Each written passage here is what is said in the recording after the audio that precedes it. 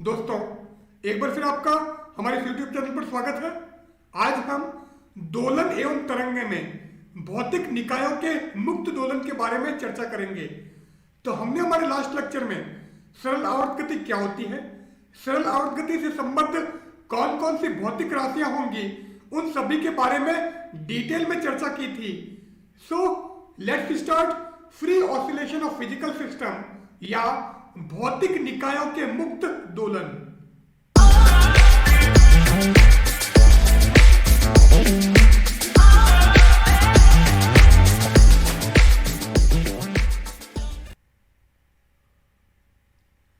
तो यहां पर हम द्रव्यमान स्प्रिंग निकाय या भारित स्प्रिंग एवं सरल लोलक के बारे में चर्चा करेंगे। तो सबसे पहले द्रव्यमान स्प्रिंग निकाय या भारित स्प्रिंग।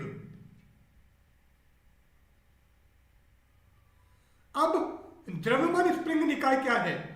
एक हमारे पास में कोई स्प्रिंग है, उस स्प्रिंग से हमने कोई द्रव्यमान को बांध दिया है और उसको खींचकर हम छोड़ते हैं। तो इससे क्या होगा, इस प्रकार दोलन स्टार्ट हो जाएंगे। उन दोलन के बारे में यहां पर हमको चर्चा करनी है। जब किसी स्प्रिंग के स्वतंत्र सिरे से कोई द्रव्यमान लटकाया जाता है तो स्प्रिंग बिंदु सी तक इस प्रकार खींचती है कि BC इक्वल टू L। तो पहले ये हमारी स्प्रिंग AB है, AB स्प्रिंग की लंबाई L है। अब हमने क्या किया है, इस बिंदु B से एक द्रव्यमान को लटका दिया है। तो जैसे आपने इस द्रव्यमान को लटकाया है, स्प्रिंग इतनी खिंच जाएगी तो इसकी लंबाई L बढ़ गई है और द्रव्यमान हमारा M है। तो ये जो भार है mg, ये नीचे की ओर लगेगा। इस भार के कारण स्प्रिंग की लंबाई इंक्रीज हो गई है, बढ़ गई है। और कितनी बड़ी है? BC equal to L। Spring पर भार लटकाने पर इसमें प्रत्यानयन बल F कार्य करता है तथा स्प्रिंग पुनः अपनी वास्तविक स्थिति प्राप्त करना चाहती है। तो जैसे आपने स्प्रिंग पर भार लटकाया है, mg भार हमने लटका दिया है, तो स्प्रिंग पर एक प्रत्यानयन बल कार्य करेगा जो कि स्प्रिंग को वापस इसकी ओरिजिनल पोजीशन पर या वास्तविक स्थिति में ले जाने का प्रयास करेगा। हुक के नियम से F इक्वल टू -KL। यहां पर ये जो K है ये स्प्रिंग नियतांक या बल नियतांक है, और क्योंकि ये प्रत्यानयन बल है जो माध्य स्थिति की ओर कार्य करता है, इसलिए हमने यहां पर माइनस लगा दिया है। यहां के बल नियतांक या स्प्रिंग नियतांक है। तो ऋणात्मक चिन्ह यह दर्शाता है कि प्रत्यानयन बल सदैव माध्य स्थिति की ओर कार्य करता है। बिंदु C पर द्रव्यमान स्प्रिंग निकाय साम्यावस्था में है। तो यहां पर द्रव्यमान स्प्रिंग निकाय साम्यावस्था में है, इसलिए प्रत्यानयन बल भार के समान तथा विपरीत दिशा में होता है। अब भार नीचे की तरफ है mg और प्रत्यानयन बल ऊपर लगा है -KL। So F equal to -mg और F हमारा -KL है। अब इन दोनों समीकरणों की हम तुलना कर देते हैं। So -mg equal to -KL, minus से माइनस कैंसिल हो गए। So K is equal to mg upon L। So mg equal to KL, या यहां से किया गया mg अपॉन L। अब स्प्रिंग से जुड़े द्रव्यमान को साम्य स्थिति C से x दूरी तक बिंदु D तक विस्थापित करते हैं। अब हम क्या करते हैं, ये जो भार है इसको नीचे खींचकर छोड़ देते हैं। कहां तक खींचोगे? बिंदु D तक। और C से D की जो दूरी है वो हमारी x है। तो C से x दूरी तक बिंदु D तक इसको विस्थापित करते हैं, तत्पश्चात इसको हम छोड़ देते हैं। तो जैसे छोड़ोगे ये ऊपर नीचे दोलन करना प्रारंभ करेगा। तो कुल प्रसार या कुल विस्तरण क्या हो गया? पहले हमारा था L, अब x और हो गया है, तो कुल प्रसार L plus x। So L plus x। प्रत्यानयन बल, इस अवस्था में प्रत्यानयन बल हो जाएगा F dash equal to -K L plus x। F dash की value minus K L plus x और एफ की वैल्यू थी माइनस के एल। तो एफ डैश माइनस एफ करोगे तो वो क्या हो जाएगा, minus K L plus x minus of minus K L. तो ये माइनस और ये माइनस प्लस हो जाएगा। So minus K L minus K x plus के एल। तो के एल से के एल कैंसिल कर दो। सो ये हो जाएगा F dash minus F equal to minus K x. Newton के गति के द्वितीय नियम से, और न्यूटन का गति का द्वितीय नियम क्या है, F equal to m a. यहां पर एफ का मतलब एफ डैश माइनस एफ और ए हमारा त्वरण है। त्वरण क्या होता है, M D two x upon D T two. तो इस ए की जगह हमने M D two x upon D T two लिख दिया। So F dash minus F equal to M D two x upon D T two. अब एक F dash minus F ये है और एक एफ डैश माइनस एफ ये है। इन दोनों समीकरणों की अगर मैं तुलना करूं तो m D two x by d T two is equal to minus K x. अब आप इस एम को नीचे ले आओ और पूरी इक्वेशन को लेफ्ट में ले आओ। तो जैसे एम को नीचे लाओगे d two x upon D T two is equal to minus K by M into x, और इस पूरे को आप लेफ्ट में ले लोगे तो ये हो जाएगा D two x upon D T two plus K by M into X equal to zero. इस के बाई एम को हम ओमेगा जीरो स्क्वायर ले लेते हैं। इसका मतलब ओमेगा जीरो क्या हो गया, रूट के बाई एम। तो जैसे आप रूट के बाई एम को ओमेगा जीरो रखोगे इसका मतलब ये हो गया omega zero square. So d two x upon D T two plus omega zero square x equal to zero. और ये क्या है, ये सरल आवर्त गति की समीकरण है। So this is equation of simple harmonic motion. यह सरल आवर्त गति की समीकरण है।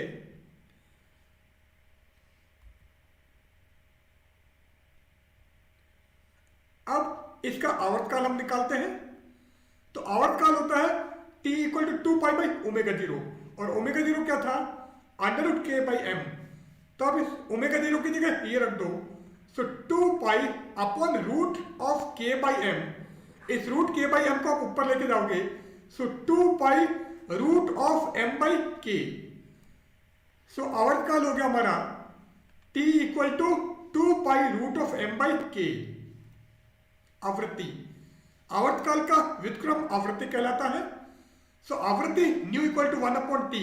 तो इसका उल्टा कर दो तो ये क्या हो जाएगा 1 upon 2 pi root of K by m.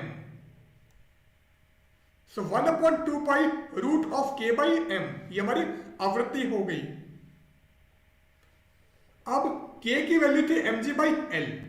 तो आप इस k की जगह अगर mg बाई एल रखोगे तो पहले आवर्तकाल लूं तो t equal to 2 pi root of m upon M G by L. तो m से m कैंसिल हो गया और ये आप ऊपर लेके चले जाओगे। So 2 pi root of l by G. So आवर्तकाल आ गया t equal to 2 pi root of l by G. और आवृत्ति लोगे तो इसका उल्टा, तो आवृत्ति हो जाएगी 1 upon 2 pi root of g by L. तो स्प्रिंग द्रव्यमान निकाय या भारित स्प्रिंग का आवर्तकाल ये होगा और आवृत्ति हमारी ये होगी। अगला टॉपिक है सरल लोलक।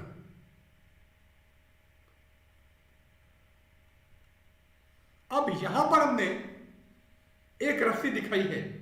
इस रस्सी से हमने एक m द्रव्यमान को बांध दिया है। तो इसका भार क्या हो गया mg। अब हमने क्या किया है, इस गोलक को, ये पूरा निकाय तो सरल लोलक हो गया, इसको हम बोलते हैं गोलक या बॉब। इसको हम इधर ले जाकर छोड़ देते हैं। तो बिंदु A तक ले जाकर इसको छोड़ देते हैं जिससे ये इस प्रकार दोलन करना प्रारंभ करता है। तो इधर लेकर आपने छोड़ दिया तो इस प्रकार ये दोलन करना प्रारंभ करेगा। अब ये हमारे L लंबाई की रस्सी है, तो इसमें तनाव इस और कार्य करेगा। तो रस्सी का तनाव हमने T ले लिया, भार इसका हो गया mg जो नीचे की ओर कार्य करेगा, और इस एंगल को मैंने थीटा बोला है। साम्यावस्था में स्प्रिंग में तनाव इक्वल टू गोलक का भार। तो साम्यावस्था हमारी ये है, स्प्रिंग में या रस्सी में तनाव ऊपर की तरफ T और भार नीचे की तरफ mg, तो T इक्वल टू mg। अब हम गोलक को थीटा कोण से बिंदु A तक विस्थापित करते हैं, तो आपने इसको यहां तक विस्थापित कर दिया है। इस समय गोलक में प्रतिदिन बल आघूर्ण कार्य करेगा जो इसे माध्य स्थिति की ओर लाने का प्रयास करेगा। तो आपने इधर ले जाकर छोड़ दिया है, क्योंकि इस प्रकार गति है तो इसलिए यहां पर प्रतिदिन बल आघूर्ण कार्य करेगा, न कि प्रतिदिन बल, क्योंकि यह कोणीय गति है। तो जैसे आपने इधर छोड़ा है, एक प्रतिदिन बल आघूर्ण कार्य करेगा जो इसको इधर लाने का प्रयास करेगा। अब प्रतिदिन बल आघूर्ण क्या होगा? बल आघूर्ण होता है बल इंटू लंबवत दूरी, क्योंकि प्रतिदिन बल आघूर्ण है इसलिए हमने माइनस लगा दिया है। अब बल हमारा F और लंबवत दूरी क्या है? यहां से हमने एक लंब डाला है जो बिंदु N पर मिल रहा है, तो लंबवत दूरी हो गई AN। अब ये L है, अगर इस L का मैं ये घटक लूं तो ये तो आ जाएगा L cos थीटा, और अगर ये घटक लूं तो ये आएगा L sin थीटा। तो ये तो हो गया मीन्स ON हो गया L cos theta and AN हो गया L sin थीटा। तो लंबवत दूरी हमारी AN और AN क्या है? L sin थीटा, और बल क्या है? mg। So minus mg into L sin theta, so tau equal to minus mg L sin theta. ये टॉ क्या है? प्रतिदिन बल आघूर्ण। यदि I कण का जड़त्व आघूर्ण तथा अल्फा कोणीय त्वरण हो तो बल आघूर्ण। अब बल होता है F इक्वल टू ma, और अगर कोणीय गति है तो द्रव्यमान की जगह जड़त्व आघूर्ण और त्वरण की जगह कोणीय त्वरण, और बल की जगह बल आघूर्ण, तो टॉ इक्वल टू I अल्फा। और क्योंकि A होता है हमारा d2x अपॉन dt2, तो अल्फा होगा d2 थीटा अपॉन dt2, तो टॉ क्या हो जाएगा? I d2 theta by dt2। So tau equal to I alpha और tau equal to I d2 theta by dt2, और टॉर्क हमने ये निकाला है। तो एक टॉ की वैल्यू ये है और एक ये वैल्यू है। इन दोनों समीकरणों की अगर हम तुलना करें तो हमको क्या मिल जाएगा? I d2 theta by dt2 is equal to minus mg L sin theta. अब आप इस I को नीचे ले आओ और पूरी समीकरण को लेफ्ट में ले आओ, तो ये क्या हो जाएगा? d2 theta by dt2 plus mg L upon I sin theta equal to 0। अब यहां पर जो भी होता है उसको हम ओमेगा 0 स्क्वायर लेते हैं, तो root mg L upon I को हमने ओमेगा 0 लिया, या mg L अपॉन I को हमने ओमेगा 0 स्क्वायर लिखा, तो ये क्या हो जाएगा? d2 theta by dt2 plus omega naught square sine theta equal to 0। और ये क्या है? सरल आवर्त गति। यदि थीटा अत्यंत अल्प हो, अगर थीटा अत्यंत अल्प होता है तो साइन थीटा की value theta and tan theta की वैल्यू भी थीटा होती है, तो साइन थीटा को हम थीटा लिख सकते हैं। तो आप इसको थीटा लिख दो, so sine theta is approximately theta, so d2 theta upon dt2 plus omega naught square theta equal to 0। और ये क्या है? सरल लोलक की कोणीय सरल आवर्त गति, क्योंकि सरल आवर्त गति हमारी थी d2x upon dt2 plus omega 0 square x equal to 0, और यहां पर x की जगह थीटा है, मतलब एंगल है, कोण है, तो सरल लोलक की कोणीय सरल आवर्त गति का समीकरण है।